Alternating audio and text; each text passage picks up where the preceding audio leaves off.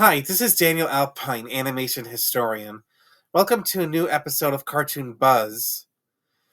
The first news to report at this time is, well, rather sad.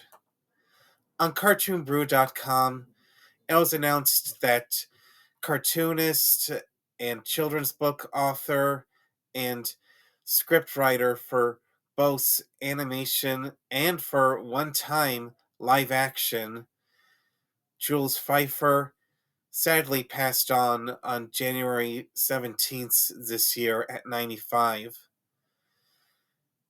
As you could tell from what I said, Pfeiffer wore a lot of creative hats during his lifetime. One of his early well known works was for the comic strip Sick, Sick, Sick, which he wrote for The Village Voice. Later, the comic strip was renamed Pfeiffer. But after that, he would work under another noteworthy cartoonist, Gene Deitch, first at Terry Toons, and then for his studio in the Czech Republic. One of his shorts that he wrote for Deitch was Monroe, which won the Oscar in 1960. And I actually saw it when I was in art college. What happened was, when I was planning my third year film, Racehorse Out of a Pig, and started to think about sort of the structure of the story and also the art direction. And my animation professor, Marty Abrahams, suggested watching Monroe for a little further inspiration.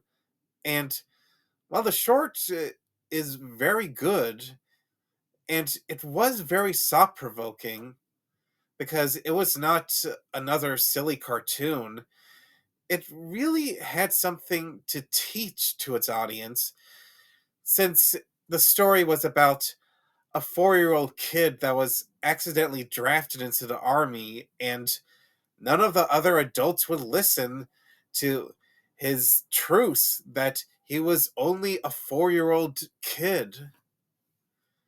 And that was something that looked at Gene Deitch was proud of. After that, Pfeiffer went on to do, well, children's books.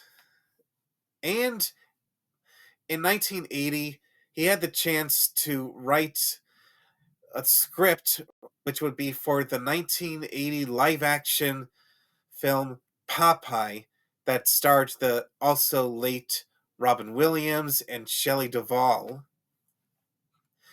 This will be covered in a future episode of Animation Memory Lane for a December episode this year to coincide with the film's special anniversary. But two little anecdotes on Jules Pfeiffer's experience working on that film. Well, first off, he said that it was a little difficult at first because it was hard to decide what sort of style the story should be. Should it be, well, solely from Segar's original comic strip, or should it be more similar to the original Fleischer Studios cartoons?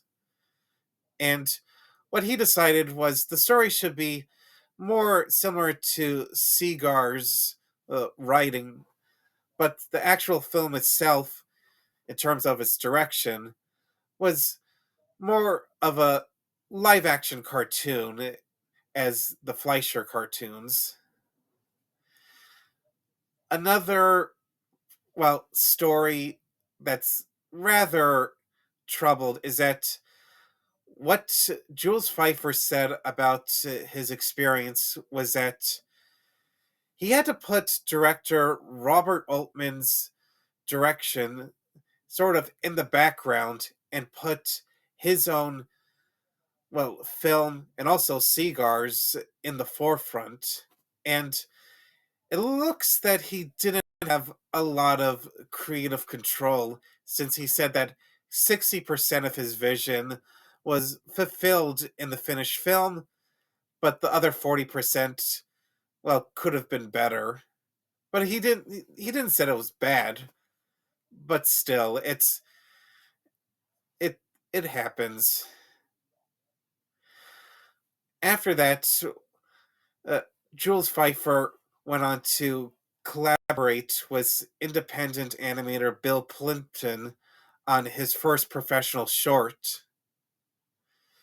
So, in that, well, rest in peace, Jules Pfeiffer.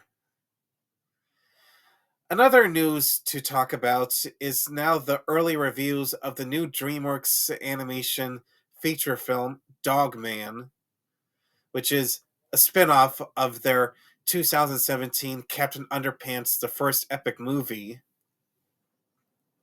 And it does look that the reviews are mixed. The reviews that I've read at this time on RottenTomatoes.com sort of remind me of the reviews for 2014's Penguins of Madagascar, in which critics said that the film is very suitable for children and, well, kids will have a real kick out of it, but doesn't offer too much for the adults. So, well, we'll see when it's wide release, well, this weekend, and I promise to do an out of the theater reaction review to the film once I see it. And, well, that's all for now. And, well, so I'll be seeing you.